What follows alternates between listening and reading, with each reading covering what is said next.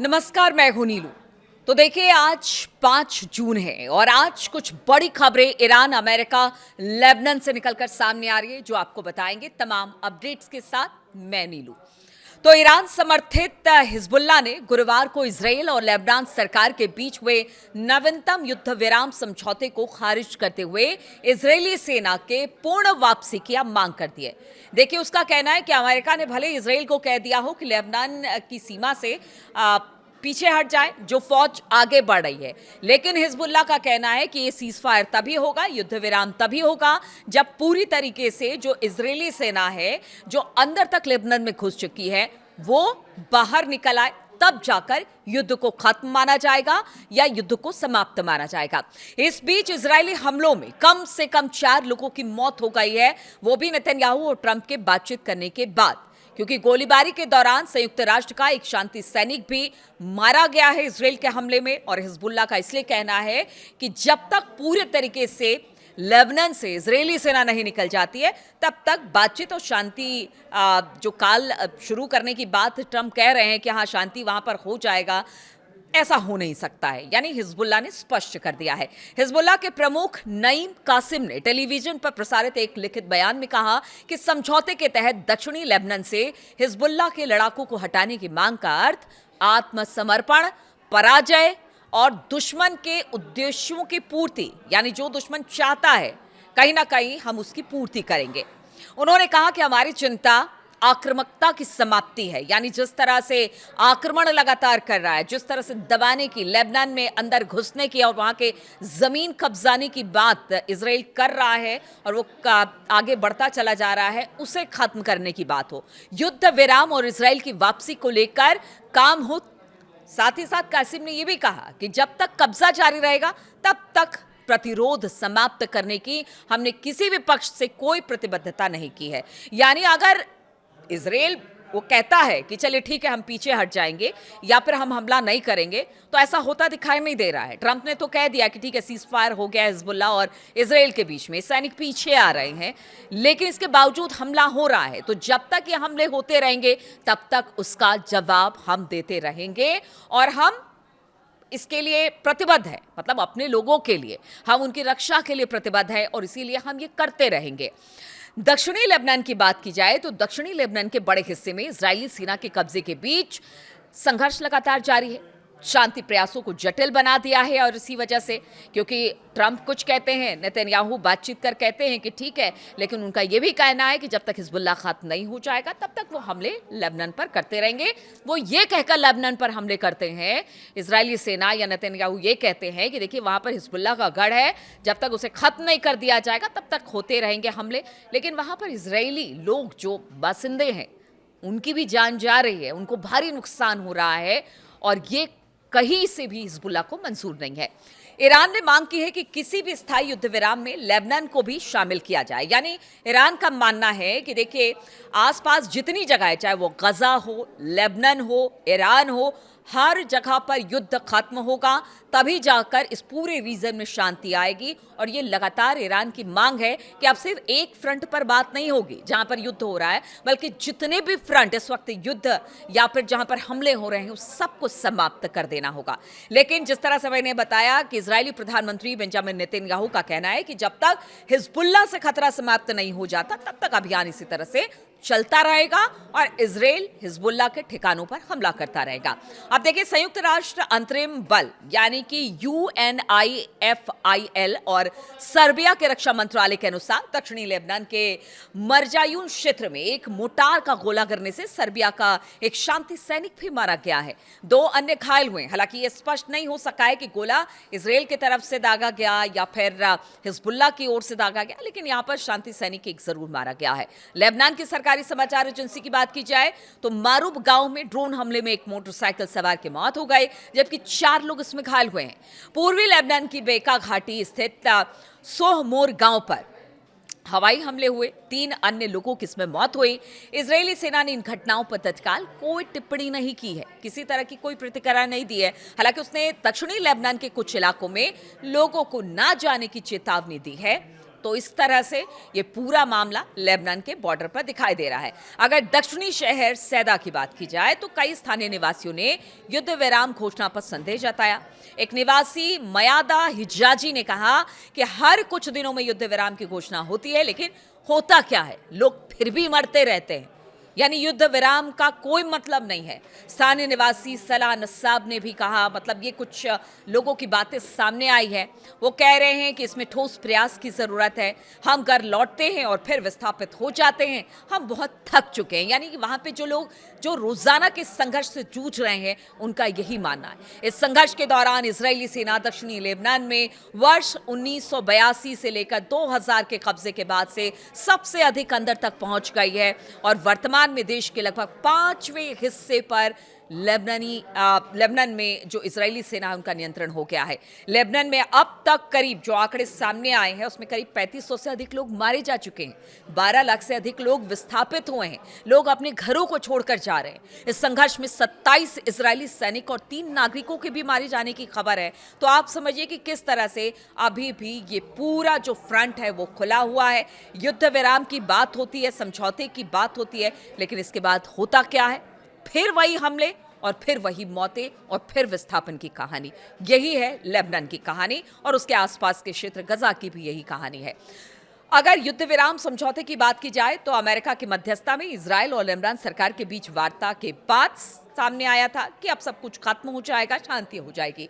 Lebanon सरकार ने पहले भी हिजबुल्लाह को कहा था कि आप अपने अस्त्रों को छोड़ दीजिए और कोशिश यही की गई थी। उस पर देश को युद्ध में धकेलने का आरोप भी लेबनान की सरकार ने लगाया था। हालांकि समझौते में हिजबुल्लाह औपचारिक रूप से शामिल नहीं था। इसमें लेबनान की सेना को उन सुरक्षा क्षेत्रों का नियंत्रण सौंपने की बात कही गई थी जहां पर हिजबुल्लाह की मौजूदगी पर रोक होगी। लेबनान के राष्ट्रपति जोसेफ ऑन ने गुरुवार को इस समझौते को अंतिम और व्यापक युद्ध विराम की दिशा में आखिरी अवसर बताया। उन्होंने कहा है कि हिजबुल्लाह सहित संबंधित पक्षों की प्रतिक्रिया मिलने के बाद लेबनान सरकार इस समझौते को लागू करने के लिए तैयार है। और इस बीच ईरान के रेवोल्यूशनरी गार्ड्स की कुड्स फोर्स के प्रमुख इस्माइल कानी ने लेबनान में पूर्ण युद्ध विराम और इजरायली सेना की वापसी की मांग दोहराई है। उन्होंने कहा कि लेबनान में प्रतिरोध का समर्थन करना सभी का दायित्व है, यानी सबको मिलकर लेबनान के लिए आवाज उठाने की जरूरत है, तभी जाकर यहां पर युद्ध खत्म होगा। लेकिन जब तक इजराइल की सेना लेबनान में मौजूद है तब तक वहां पर हमले होते रहेंगे, तब तक इजराइल पर विश्वास नहीं है, तब तक अमेरिका पर विश्वास नहीं है। इसलिए हिजबुल्लाह कह रहा है कि वो अगर इजराइल हमला करता है तो वो उन पर हमला करेंगे और किसी तरह से कोई युद्ध विराम नहीं होगा। अब दूसरी बड़ी खबर आपको बताते हैं। तो ईरान के supreme leader Ayatollah Mojtaba Khamenei ने अमेरिका को चेतावनी देते हुए कहा है कि हार के बाद दुश्मन फूट डालने की कोशिश कर रहा है। देखिए, मुज्तबा खामनेई का एक संदेश पढ़ा गया था जिसमें ये सारी बातें कही गई है। एक एक कर मुज्तबा की सारी बातों को आपको बताते हैं। उन्होंने जनता को संबोधित करते हुए कहा कि ईरान आजाद देशों के लिए गर्व का स्रोत बन गया है। ईरान की सरकारी तस्नीम न्यूज एजेंसी की रिपोर्ट के मुताबिक उन्होंने ये टिप्पणी अयातुल्लाह रूहुल्लाह खुमैनी की पुण्यतिथि की 37वीं वर्षगांठ पर टेलीविजन पर पढ़े गए एक संदेश में की है। ईरान के सुप्रीम लीडर का कहना है कि तेहरान का दुश्मन हार का सामना करने के बाद आंतरिक फूट डालने की कोशिश कर रहा है। उनका इशारा साफ तौर से अमेरिका की तरफ से था कि जब उनको किसी भी फ्रंट पर ईरान को वो पीछे करने में या हराने में नाकामयाब रहे हैं तो फिर अब आंतरिक तरीके से फूट डालने की कोशिश कर रहे हैं। ईरान के supreme leader Ayatollah Mojtaba Khamenei ने अपने संबोधन में कहा कि ईरान का दुश्मन हार का सामना करने के बाद ईरानी लोगों के लचीलेपन को नुकसान पहुंचाने और आंतरिक फूट डालने की कोशिश कर रहा है। इसके अलावा उन्होंने दुश्मन की युद्ध के मैदान में हार के बाद फूट के प्रति आगाह किया है। सुप्रीम लीडर मुज्तबा खामनेई का कहना है कि अमेरिका और इजराइल अपने युद्ध में सैन्य रूप से नाकाम रहे हैं और अब उन्होंने एक ऐसे अभियान की ओर रुख कर लिया है जिसका उद्देश्य आंतरिक फूट डालना है। यानी मुज्तबा को भी लग रहा है कि जिस तरह से सरकार और आईआरजीसी में फूट पड़ी, पीछे ये कहा गया कि कुछ इस्तीफे हुए हैं, इनके बीच में कुछ ठीक नहीं चल रहा है, तो उसी को लेकर कहीं ना कहीं मुज्तबा ने एक तरह से संकेत दिए हैं कि आंतरिक तौर से आप फूट डालने की अमेरिका की कोशिश है। एक लिखित संदेश में मुज्तबा खामनेई ने कहा कि संयुक्त राज्य अमेरिका के नेतृत्व वाली दमनकारी व्यवस्था एक मजबूत और स्वतंत्र ईरान को स्वीकार नहीं कर सकती है। उन्होंने इजराइल को उस व्यवस्था की इन मनगढ़ंत चौकी, आप समझिएगा कि पूरी व्यवस्था की एक मनगढ़ंत चौकी बताया है। उन्होंने कहा कि दुश्मन सैन्य रूप से नाकाम होने और गहरे अपमान का अनुभव करने के बाद अब एक हाइब्रिड युद्ध छेड़ रहा है जो दो बिंदुओं पर केंद्रित है। पहला, ईरान के आम लोगों का हौसला तोड़ना, और दूसरा, ईरानी सरकार के अधिकारियों के मन में भ्रम पैदा करना ताकि वो गलत फैसले ले सके। तो ये मुस्तबा का कहना है, यानी कहीं ना कहीं उन्होंने ईरान के लोगों को सावधान किया है इजराइल और अमेरिका के मंसूबे को लेकर, और साथ ही साथ अपने लोगों को भी एक संदेश देने की कोशिश की है कि आपस में लड़ने की जगह आप अमेरिका और इजराइल से लड़िए। ये वक्त आपसी फूट का नहीं है बल्कि सही फैसला लेने का है। लेकिन इसी बीच बताया ये जा रहा है कि जब इतना सब कुछ मुस्तबा ने कह दिया तो अब ट्रंप की तरफ से भी एक बड़ा बयान आया है। ट्रंप ने मुस्तबा खामनेई से मिलने की उम्मीद जताई है। तो ये है, ट्रंप कह रहे हैं मुस्तबा खामनेई से मिलना चाहते हैं। ट्रंप ने कहा कि सुप्रीम लीडर मुस्तबा खामनेई से मिलना सम्मान की बात होगी। हालांकि साथ ही ये भी कहा कि अगर ईरान ने किसी अमेरिकी सेना को मारा तो फिर जंग विकराल रूप से वापस शुरू हो सकता है। यानी यहां पर भी एक बार मिलने की बात करते हैं, सब कुछ ठीक होने की बात करते हैं, फिर कहते हैं कि अगर अमेरिकी सैनिक मारा गया तो बड़ा हमला होगा, यानी फिर से धमकी देने की बात करते हैं। किसे धमकी दे रहे हैं आज तक समझ में नहीं आया कि वो ईरान को धमकी दे रहे हैं। ईरान उनकी धमकी को कितना सीरियसली ले रहा है? अगर वाकई अगर ट्रंप की धमकी को इतना सीरियस लेता तो आज तो ये युद्ध ही खत्म हो गया रहता, लेकिन ऐसा बिल्कुल दिखाई नहीं दे रहा है। राष्ट्रपति डोनाल्ड ट्रंप ने व्हाइट हाउस में पत्रकारों से बात करते हुए गुरुवार को कहा कि अगर युद्ध खत्म करने का समझौता होता है तो वो ईरान के नए सुप्रीम लीडर से मिलने के लिए तैयार है। ट्रंप ने पत्रकारों से कहा कि मैं मिलना नहीं चाहता। आप सुनिएगा, उन्होंने कहा कि मैं मिलना नहीं चाहता, लेकिन अगर मैं मिला तो ये मेरे लिए सम्मान की बात होगी। मैं देखना चाहूंगा कि क्या हम समझौता कर सकते हैं। अगर समझौता होता है तो संभव है कि मैं उनसे मिलूं, मुझे इसमें कोई दिक्कत नहीं होगी। ये वही ट्रंप हैं जिन्होंने आयतुल्ला अली खामनेई साहब का असैसिनेशन किया, मतलब उनको मारा। पहले ही हमले में, पहले ही दिन बताया जाता है अमेरिका के हमले में वो मारे गए।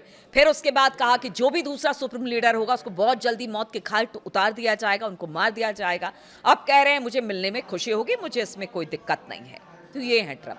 जब उनसे पूछा गया कि क्या वो बैठक अमेरिका में हो सकती है, तो ट्रंप ने कहा कि मैंने इसके बारे में ज्यादा नहीं सुना है, मैंने ये सुझाव नहीं दिया, लेकिन कुछ लोगों ने सुझाव दिया।